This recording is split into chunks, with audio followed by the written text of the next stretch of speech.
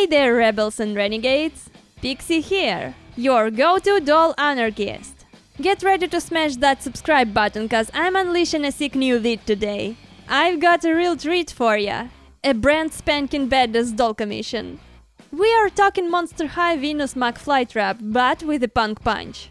Strap in, dudes! We are about to embark on the wild ride through the history of this mind-blowing culture. Get ready to soak in some info and facts that will blow your mind. So grab your spiked bracelets and safety pins. Let's rock this joint. She's the ultimate doll in my book, ya dig? And this style. It's like my personal anthem. I'd be stoked to dish all the deets on it, no question. So you get it, today's video is all about punks. Their music, their culture, their style and their frame of mind. When the ruckus of punk was first heard, clothing style and mentality of punk were all clear indicators that the creative pendulum was finally swinging back.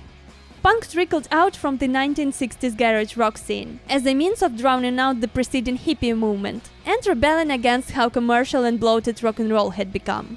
When many people dismissed it as a noise from angry teenagers, others interpreted the defiant din as the musical score of the current anti-establishment youth.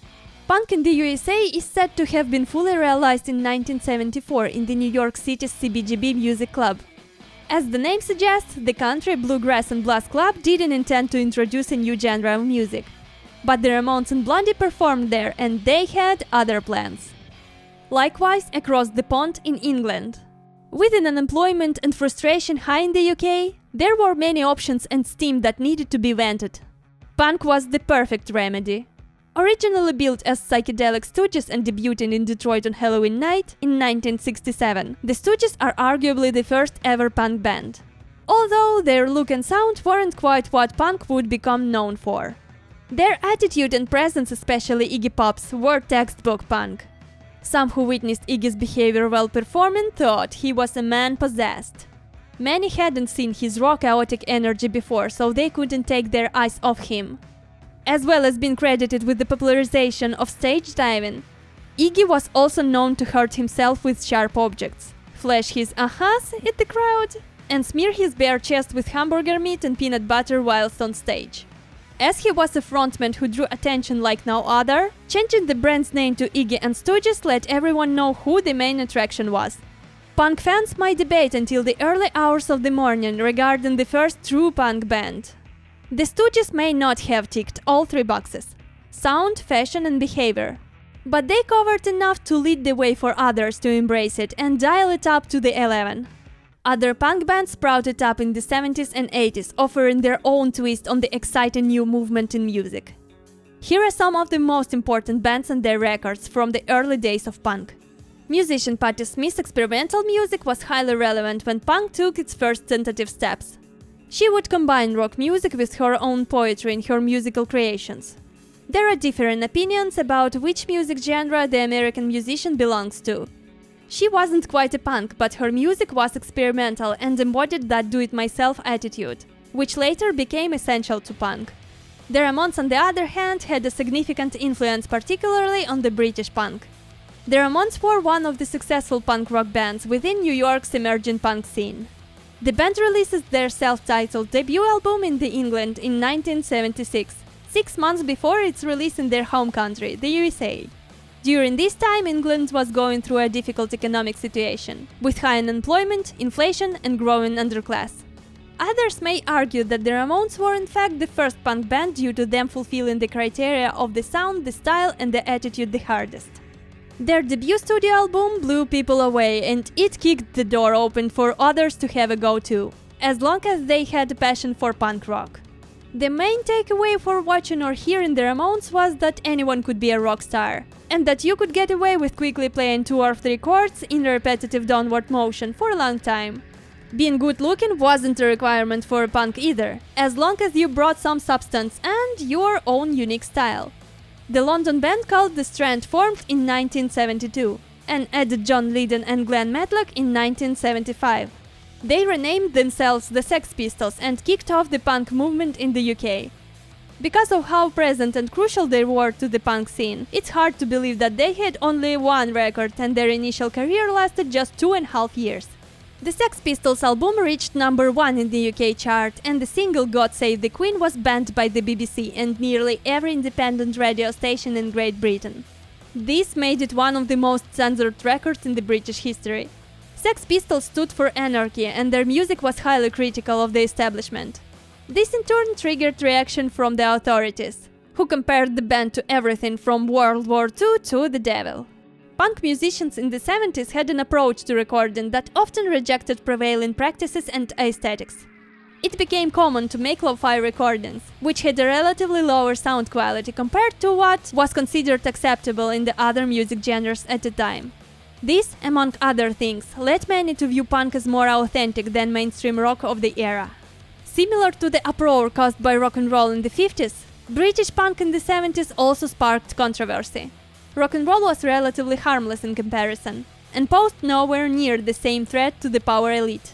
These punk musicians who dared to break new ground in the 70s by disregarding rules and norms created something that had such a significant impact that it directly influenced culture. The economic and societal development hit England's youth especially hard, and for many punk became both a refuge and an outlet. Perhaps most importantly, it also became a tool with political impact. Punk became a way for British youth to push back against the establishment at the time when they were starting to lose hope for the future. The do-it-myself attitude from New York, combined with the anger of unemployed British youth, had a huge impact on what became British punk. However, the exact roots of punk are not entirely straightforward. In addition to influences from American punk and London's pub rock scene, connection can also be made to glam rock, R&B, soul and reggae. The mixing influences from different sources was not only evident in the music, but also in the distinctive fashion style embraced by the subculture. Punk became not only expression of individualism and self-determination, but also a voice for a change and human rights. This arguably makes punk one of the best examples of both the important role and the power the music holds in society. Today everyone knows what punk fashion is, but in the 70s it didn't exist. Punk first emerged as an anarchic and aggressive movement. About 200 young people defined themselves as an anti-fashion urban youth street culture. The clothes suited the lifestyle of those with limited cash due to unemployment and the general low-income school leavers or student often experience. Punks cut up old clothes from charity and thrift shops, destroyed the fabric, and refashioned outfits in a manner then thought of a crude construction technique, making garments designed to attract attention. It deconstructed garments into new forms. While torn fabrics, frayed edges, and defaced prints are now considered normal in the 21st century, in the 70s it shocked many people because it had never been seen before. Until then, fabric had been treated as a material to keep as pristine, new-looking, and beautiful as possible. Trousers were deliberately torn to reveal leather tights and dirty legs. They were worn with heavy Doc Martens footwear, a utilitarian, practical traffic meter-made type of footwear in that era, not seen on many young women until then. Safety pins and chains held bits of fabric together. Neck chains were made from padlocks and chains, and even razor blades were used as pendants. Body piercing was done in other parts than the usual accepted placement in the earlobe, such as eyebrows and cheeks, noses or lips. For the masses was then quite unusual, even after the freedom of the 60s. The chosen placement of body jewelry and tattoos of the new punks was deliberately intended to offend the more conventional members of society. Punk fashion was also unisex, and men began to spot facial jewelry. What we take as normal trend of fashion today was all quite unusual back then. Black leather, studs, chains, mufti fabrics, great sweated out black t-shirts, bandage, animal print bum flaps and leg straps epitomize some of the looks that immediately spring to mind when thinking of the early punks. What was then thought to be blatant and obvious sexual reference in written form, on dyed and destroyed vests have again became a norm. And the masses happily donned t-shirts emblazoned with swear words, or crazy graffiti print covered Louis Vuitton bag. Both fashions very much accepted because of the path set by the early punk movement. Punk as a style succeeded even more when Vivienne Westwood and Malcolm McLaren publicized the ideas through their joint design ventures. The punk group wore clothes from the shop called Sex that Vivienne Westwood and her partner McLaren opened in the King's Road, London. They sold leather and rubber fetish goods, especially bandage trousers. Later the shop was renamed as Seditionaries.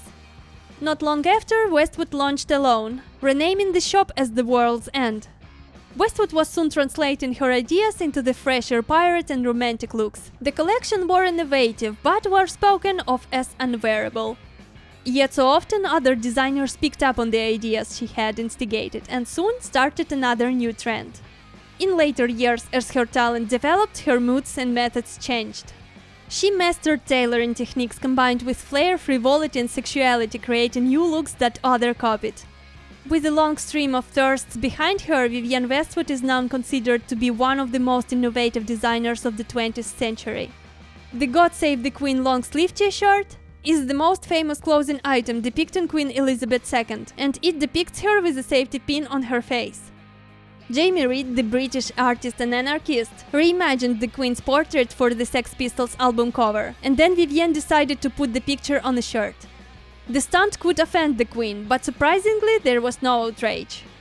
The long-sleeve t-shirt is now in the collection of the Victoria and Albert Museum in London. The museum also has the Destroy t-shirt, another iconic Westwood clothing item. Vivienne had a great interest in historic costume design and would exquisitely combine antique design elements with modern style.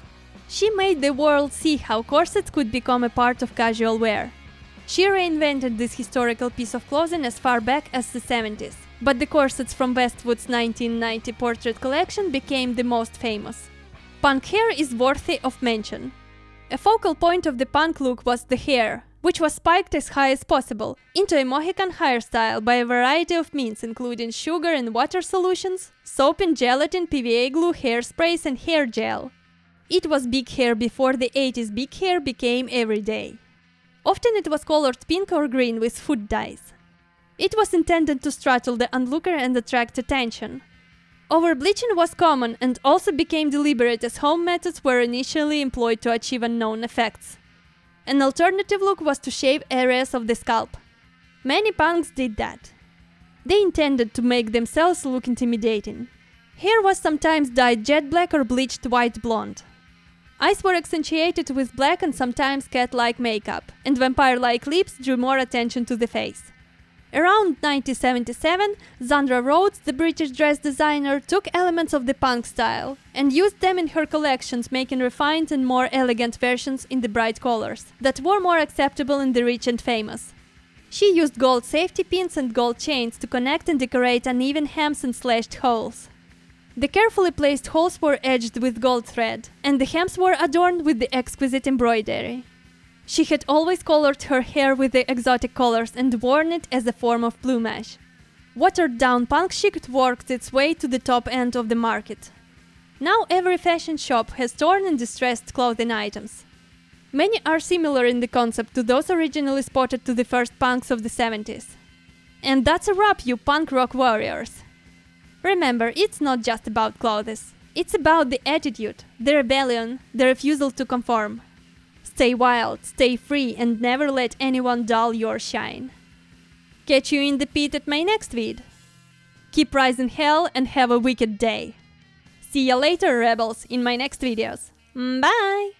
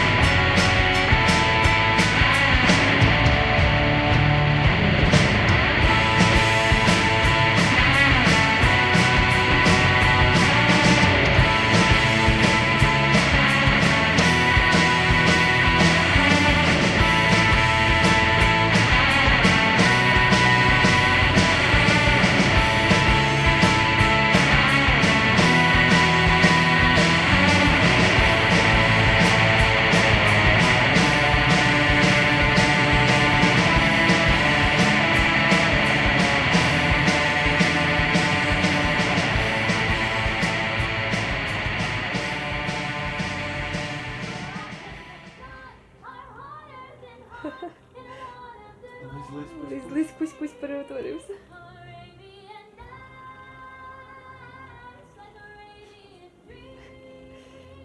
Що ви? Пацани? Пацани. I need to drink now. Власні хлопці.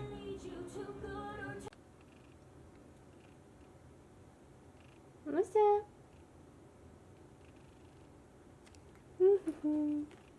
Всем бассейн. Не.